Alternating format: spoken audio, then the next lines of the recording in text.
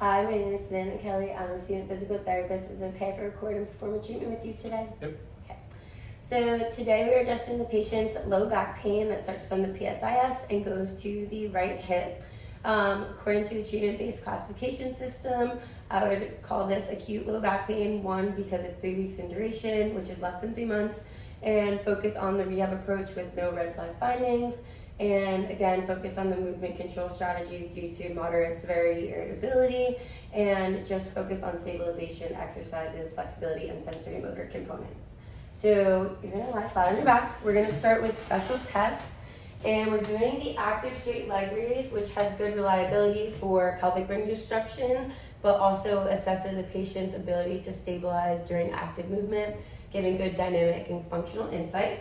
So we're gonna start on the unaffected side of the left. He's gonna raise his legs straight up. Do you have any pain in this motion? No. Okay. So there was no pain. I'm not gonna add compression. And I didn't notice any breath holding or any aberrant movements of the leg. Now we're gonna do the right side. You're gonna raise the leg up. Do you have any pain in this? Okay. So I'm gonna add compression. You can relax.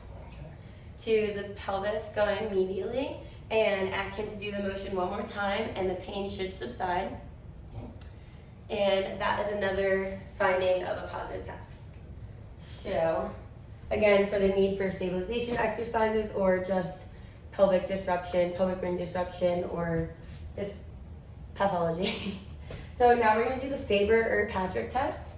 And this is gonna take the leg through flexion, abduction, and external rotation, placing the left ankle over the right knee.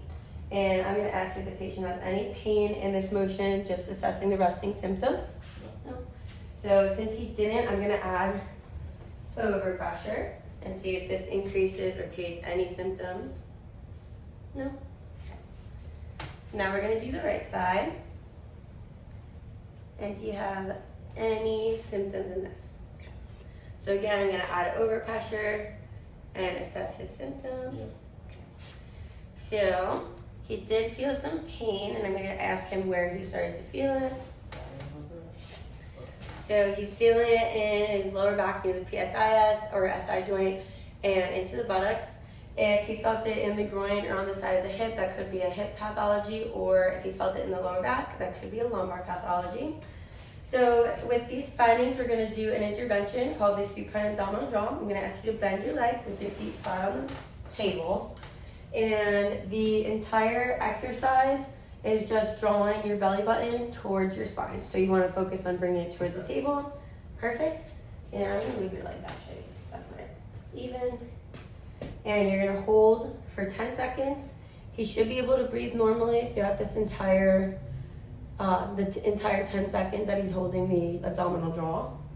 But this is going to focus on strengthening the transverse abdominis and multifidus, which are the local stabilizers of the spine and surround the SI joint. We're going to do 10 sets of 10-second holds, and we're going to say he did that, just so I can show a few progressions in the supine position. So the next progression is you're going to do alternating upper extremity. So your shoulder, you're going to raise your arm to 90 degrees up the shoulder. Yep. And you're going to alternate arms. And he's going to do 10 to 20 repetitions of alternating arms, holding the supine abdominal draw, keeping the spine stabilized and the core engaged. Okay. We'll say he did all repetitions.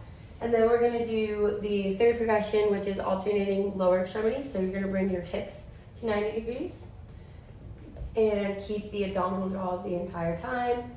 Again, focusing on normal breathing. If I noticed that he wasn't, or the movements were kind of dysfunctional, I could provide verbal or tactile cues. Again, 10 to 20 repetitions. You can relax. And then the final progression, just because this is the first position to work on the deep core stabilizing muscles, you could do alternating upper extremity and lower extremity exercises. So we're going to do reciprocal motions, keeping the abdominal draw. I like to tell people to keep their back flat on the table and make sure that the belly button is going straight towards the spine or the table.